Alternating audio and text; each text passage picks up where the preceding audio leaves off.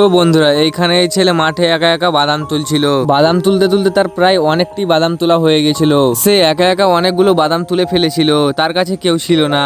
তারপরেও সে অনেকগুলো বাদামের গাছ তুলে নিয়েছিল। তারপর অনেকগুলো বাদাম তোলা হয়ে গেলে পকেট থেকে ফোনটি বের করে তার বাবাকে ফোন লাগালো। তারপর তার বাবা ফোন তুলে নিল। তারপর তার বাবাকে বললো, মাঠে এসে তুমি বাদামের গাছ তুলতে হবে। তারপর তার বাবা উঠে গেল বাদাম তুলতে। তারপর কথা বলা হয়ে গেলে তার ফোনটি পকেটে ভরে দেয়। তারপর সে একটা একটা করে বাদাম ছুটাতে লাগে। তারপর সে ঝুড়িতে ভরে দেয়। অনেকক্ষণ বাদাম ছুটানোর পর তার প্রায় ঝুড়িটা ভরে আসে। তখনই তার বাবা গুটি গুটি পায়ে হেঁটে চলে আসে। তারপর তার ছেলে বলে, এত লেট করে কেন এলে তুমি? তারপরে তার বাবা বলে, আমাকে ঘুম চলে এসেছিল।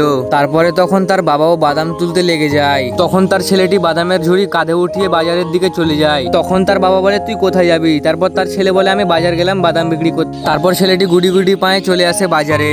তারপরে তার দাদুর কাছে বাদাম নিয়ে চলে আসে, দিয়ে লেপে দেয়। দিয়ে 1 কিলো হয়েছিল 50 টাকা নিয়ে বাড়ি